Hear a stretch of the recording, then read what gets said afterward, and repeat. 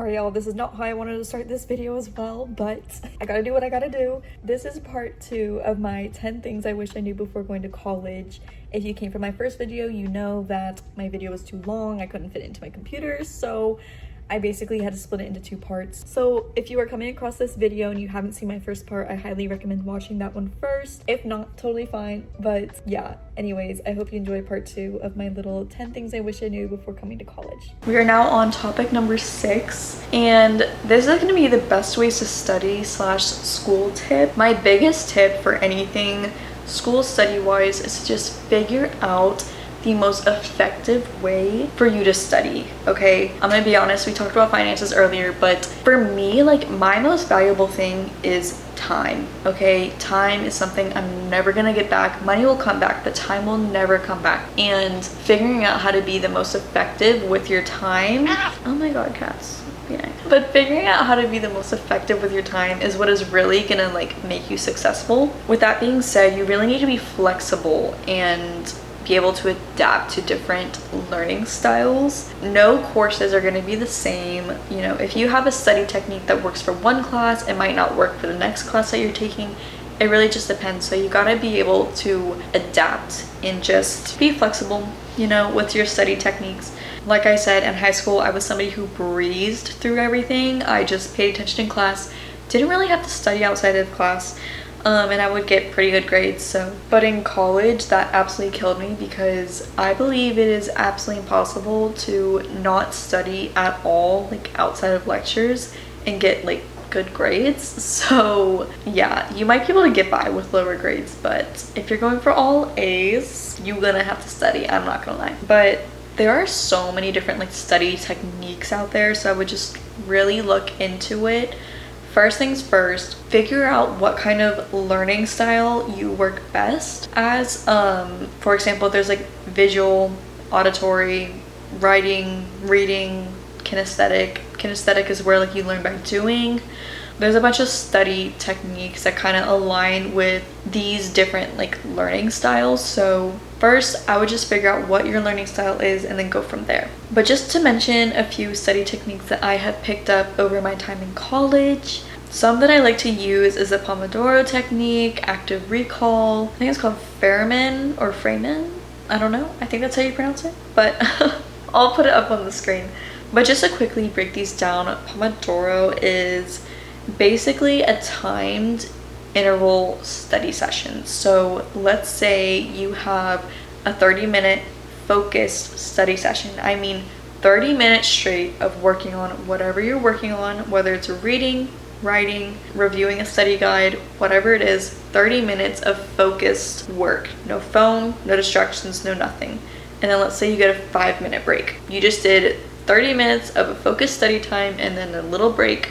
So then you repeat that interval a certain amount of times, and then let's say you repeat the interval 3 times. After that third, you get a 10-minute break. So when you break it down this way, it's supposed to help you stay focused for longer periods of time. So if you have a day where you have to study for like 3 hours, let's say, or 4 hours, because it's kind of hard to stay focused for like 4 hours straight. So you just kind of do this little technique where you stay focused for a certain amount of time, take a little break, focus, break, focus, longer break, and then it just repeats and repeats and repeats. So yeah, I really like to use that when I am like reviewing a material, like when I'm like just trying to learn the material. Like I don't really know everything yet, but I'm trying to figure it out. And really quick, I just want to touch on my favorite study app that you can get on your phone, get on your iPad, whatever. It's called Focus Tree. When you open it, it looks like this. And basically you have a little garden, and as you study, you can collect tiles and like upgrade your garden, make it look pretty, whatever. Like I said, this is what mine looks like. I think she's so cutie. But the whole point of this is that you can activate your study time, and they even have the Pomodoro technique listed on here, like I was saying. So here it is in the app and everything. There's also a stopwatch and a timer feature. But what I love about this, and it's so useful if you're somebody who likes to like go on your phone while you're trying to study, when you activate this, you can disable any apps. So let's say you like to go and doom scroll on TikTok or whatever. When you activate this and start a timer or whatever, you can disable TikTok. So if you go and try to click on TikTok, it won't even let you open the app. So yeah, I find it so useful for studying, and it's kind of fun to like see like how much you study in one day. So yeah, I definitely recommend. Anyways, the next study technique that I want to talk about is active recall. So this is more for like testing and quizzing yourself. This also counts as like flashcards, practice tests, practice problems, whatever. Anything where you're actively reviewing and testing yourself. Sometimes I also like to read my notes and speak out loud because I feel like it helps with memorization too. Anyways, the last technique is the Feynman technique. And this is basically where you take a step into your professor's shoes and act like you were teaching the content yourself. Honestly, like in a way, like I find this to be pretty effective, but I would save it for last, if that makes sense, you know, because like if you're trying to teach the content and you literally don't know it yet, then it's like, I don't want to say it's a waste of time, I don't know, like but you know, review your content, then try to teach it is what I would recommend doing. You know, our professors are the ones that supposedly know it all, so why not take a step into their shoes and try to do it ourselves? You can literally teach it to anyone. Sometimes when I was trying to study but I was in the car, I would hold up my voice memos and I would send a voice memo to my boyfriend of me like just blurting out all the like information that I was trying to memorize for a test as I was on my way to the test. Otherwise, I know some people will literally like set up their stuffed animals in a row and act like their little class and they're teaching it. Sometimes I'll try and teach my cats chemistry, you know, if I'm really feeling like it, but those 3 techniques have really just helped me with my studying, and definitely gives me more structure for studying too. So I recommend trying them out. Okay, now to kind of dive into some more of my like study tips. I feel like a lot of times people end up cram studying for an exam like even a couple days before the exam. I just feel like that's so unreliable. Take it from somebody who was a master procrastinator, okay? But like I said earlier, your time is so insanely valuable and precious. Like I said earlier, just try to make the most out of your lectures.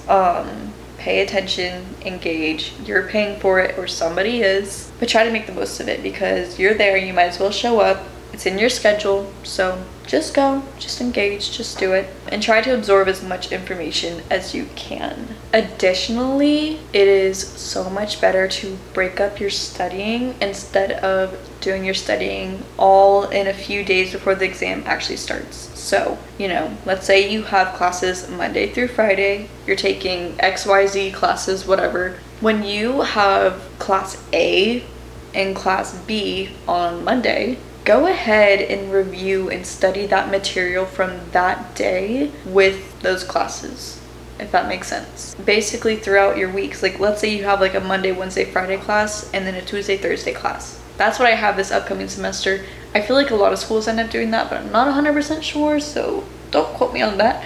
On Monday, Wednesday, Friday, let's say you have a math class, a science class, and that's it. So on Monday, Wednesday, Friday, you are focusing solely on math and science. Let's say on Tuesday and Thursday, you have a literature class and a history class. So on Tuesday and Thursday, you are focusing solely on history and literature. Now, if there is something else that you have to do for another class on a day that you don't typically work on that class, then so be it, that's fine. But I just try to do it this way so I'm constantly reviewing throughout the entire semester in like little bits instead of studying a bunch like a couple days before the exam, because like we discussed earlier, that is how burnout arises. Also, I kind of touched on this earlier, but really try to engage with your classmates because they are doing the exact same things that you are doing. It's like in that class, they're doing everything that you're doing. So you might as well like reach out to them, talk to them,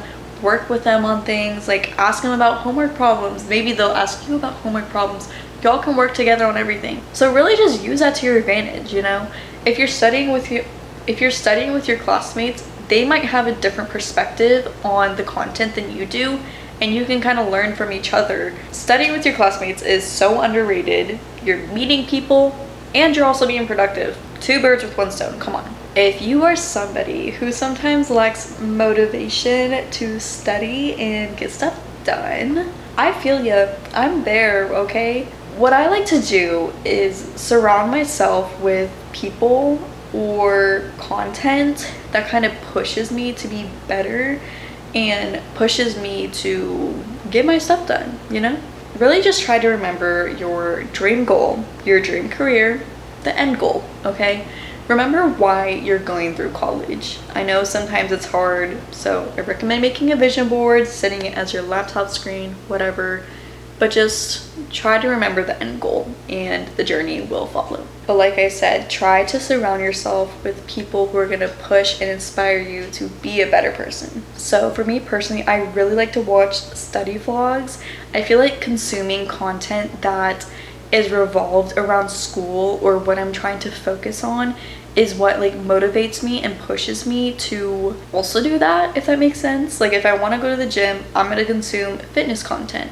If I want to study and get good grades, I'm going to consume study content. I feel like sometimes they just also have such great like advice, motivation, and tips for school, so definitely look into it. But also just watching somebody else do what you're supposed to be doing just gives you like a little nudge of like motivation, or like kind of like guilt trips you, like toxic study motivation.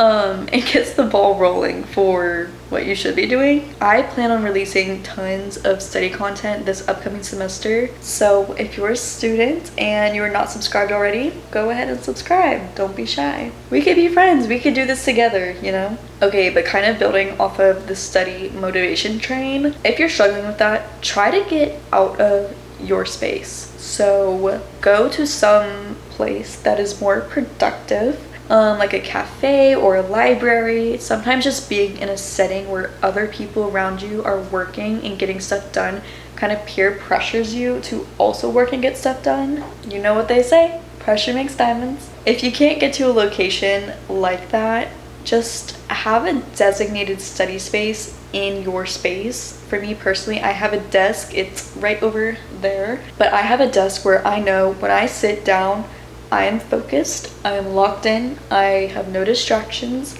I'm not worrying about anything else, I'm just worrying about what is in front of me and what I'm here to do. Just try to have some kind of space like that. It doesn't have to be a desk, it can be a countertop, it could even be a certain chair that you have, okay? Just have something. Anyways, I hope that all made sense. If you want to hear like more study content, more study tips, let me know, because I feel like I could talk about this all day. And I'm always trying to learn new things too, so I feel like it really kind of pushed me to do that as well. Like I said, if you want to see more study content, let me know down in the comments below. Okay, we have 4 more points to get through, but I think they'll go by a lot faster because they're a bit shorter. Number 7 is going to be essentials of living on my own. I want you to take this from somebody who has lived in multiple apartments by now, some with multiple roommates, some with 1 roommate, and now all by myself. So I feel like I'm pretty experienced in this area. I will get into roommates in just a second, but first I just want to go over my quick little essentials of, you know, living on my own, whatever. I feel like most student living places come with furniture, so I'm not really going to touch on that, but I did make a quick list of about 10 things that I feel like I could not live without. So first thing is first is a mattress pad, because the beds in the dorms, beds in student living apartment places suck, okay? The mattresses are absolutely god-awful, okay? If you like a soft squishy mattress, get a mattress pad because your back will be crying, okay? They're so bad. So please just get a mattress pad and your sleep, your back will thank you later. Sorry, I think my cat is being a menace over there, so we're just gonna ignore that. My next thing is storage spaces. Good luck without them, okay? You need storage in your closet, storage in your bathroom, storage in your kitchen, if you even have a kitchen, okay? These dorms and these apartments lack storage, and it really sucks because, you know, I overpack, I have a lot of stuff, but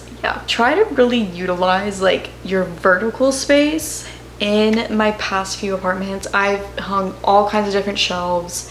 I have a bathroom like tiered shelf over my toilet. Shower caddies are super helpful. Cabinet storage kind of drawers. Like if you could get like a little plastic drawer set that could fit in your bathroom cabinet, that will save you so much space. Yeah, just try to find ways to be creative with storage. Next thing is medicine. You will be surprised how quickly you get sick, okay? Colleges are basically a giant melting pot of a bunch of different people from who knows where. You could get sick very easily, and that's okay because you're gonna have your little medicine cabinet, little medicine drawer, whatever.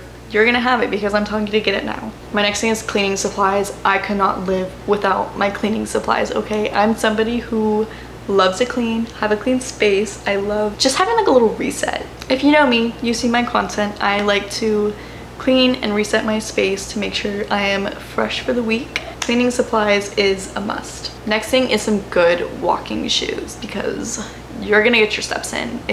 Especially if you live on campus, you're getting your steps in. If you live off campus, you're getting your steps in. Regardless, you are getting your steps in because walking from building to building, rain or shine, cold or hot, you're walking. Like there's not really another option unless your campus is so big that you have a bus, which might happen, but still you're gonna end up walking, so might as well just pack some good walking shoes. It'll be worth it. My next thing is noise canceling headphones. I have the Apple AirPod Max. It's the headphones, Apple headphones. Those have been an absolute lifesaver, okay? Not only for studying, but also for people just being loud at night. I can just put on my headphones and just go to sleep. Such a game changer because I'm somebody who gets like very irritated by people being loud at night, but like I'm not confrontational about it, so I just put on my noise canceling headphones and I'm chilling. But like I said, also good for studying. Okay, my next thing is a cooking set.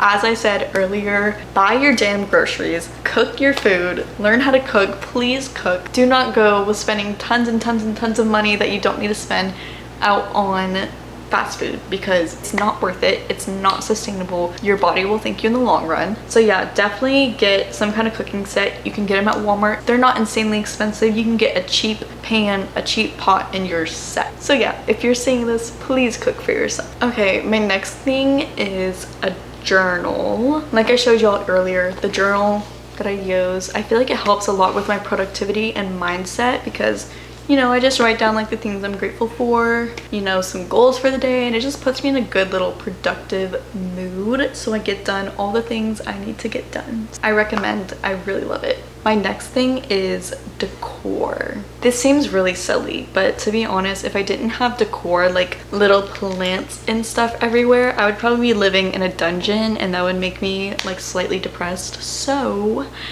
I recommend having like little decor because I think spicing up your space and making your space homey, making it you, just helps a lot more with like your mindset and everything. So that's that. My next thing is for my people that are living alone because I myself am living alone all by myself in my big girl apartment, and it's scary sometimes. What's crazy to think about is that like it's not scary in the sense of like I hear a noise and I'm like, oh my god, like what the heck was that?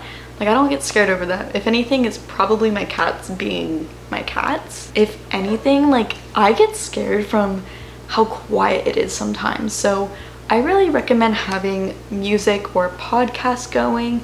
That is what has helped me adjust to like living alone.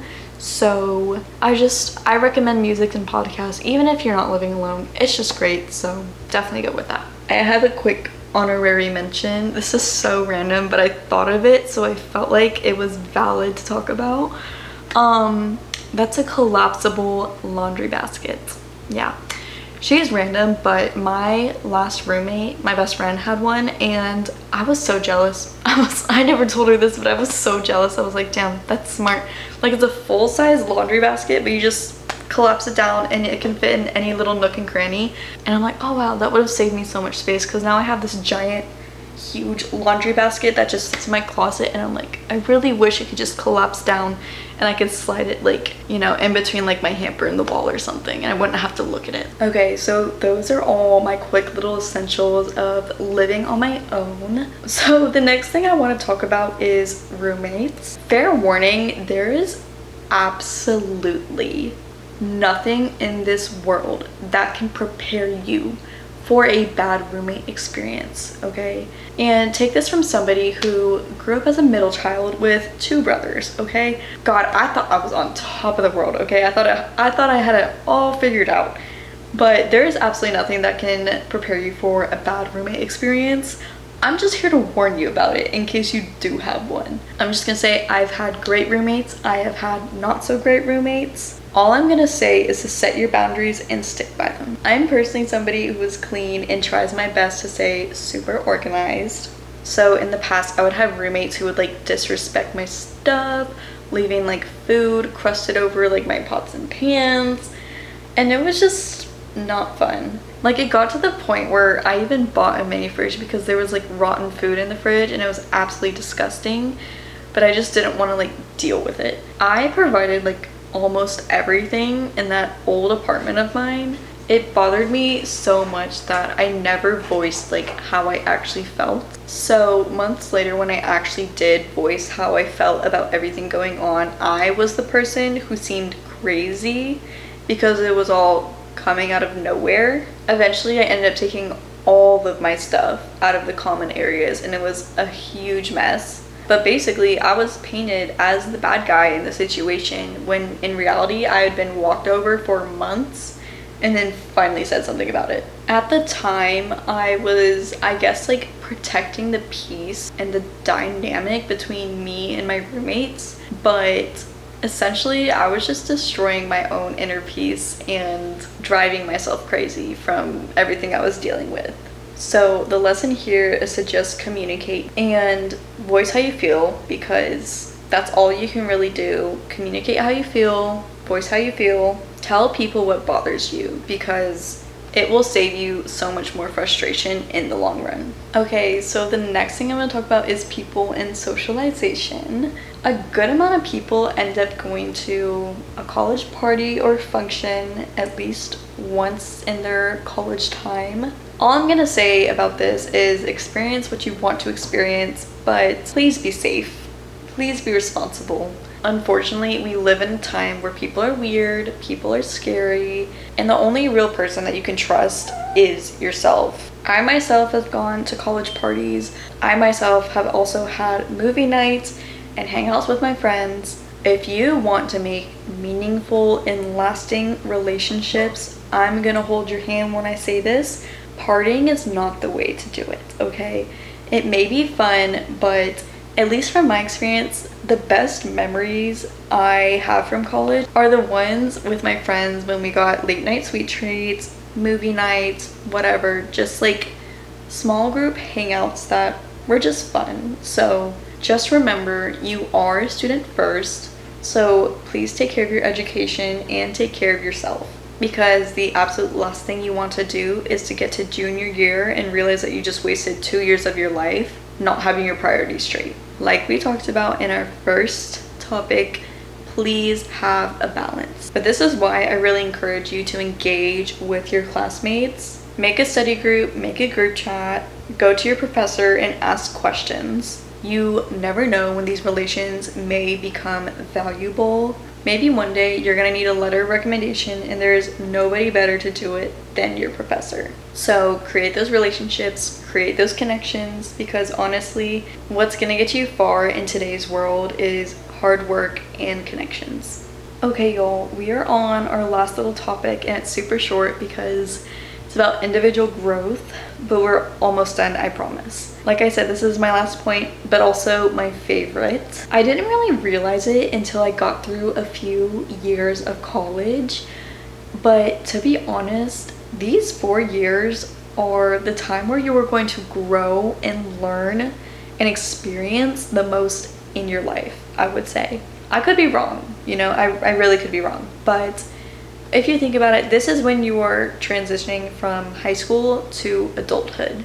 Theoretically, unless you're doing extra schooling after undergrad, you're going from high school to your big girl, big boy job. These are really like your last years to prepare and set yourself up for success for the real world, at least like in terms of school. When I look at like freshman me, I can't speak anymore, guys, I'm so tired. It's literally 11:45 a.m. not AM, PM. Oh my god. We're gonna try to get this done before midnight, okay? But that's the goal here. We're almost done. But when I look at freshman me to me now, I just realize how much I've grown, how much I've matured, and I find it all so insane. But it's also like so beautiful, like I love it. But just to emphasize, this is really the time to try new things, experience new things, as long as you're safe about it. If something isn't working out, pivot and try something new, because you have the time to do it right now. If certain relationships don't work out, create new ones. There is so much to gain in these 4 years of college, and also so much room to grow. So really just embrace it. And that's kind of all I have to say about that. I told y'all it would be quick because I'm tired. I have no idea how long this video is going to be, so I guess we'll see. Like I said, if you're an incoming college student, returning college student, whatever, if you're looking for more study, college type content, go ahead and hit subscribe. Follow me on Instagram, TikTok, whatever. We could be friends. We could work through this together. We got this in the bag. Anyways, I hope these tips, topics kind of opened your perspective to some things. And I hope it all makes sense too. I hope that you can go into this new semester with a mature mindset, because freshman me did not think like this, like did not whatsoever. So, you know, if I had these realizations when I was a freshman, I would be unstoppable, okay? So take my experiences, apply them, don't apply them, whatever. But I hope you have a great semester this upcoming school year. Like I said, if you like this type of content, be sure to like, comment, and subscribe. And if you want to keep up more with my day-to-day life, you can follow me on Instagram and TikTok, which is both at Margaret Costin. But yeah, once again, thank you so much for watching. If you made it this far, go ahead and comment down this emoji so I know who the real ones are. But yeah, once again, thank you so much for watching, and I hope to see you in my next one. Bye guys!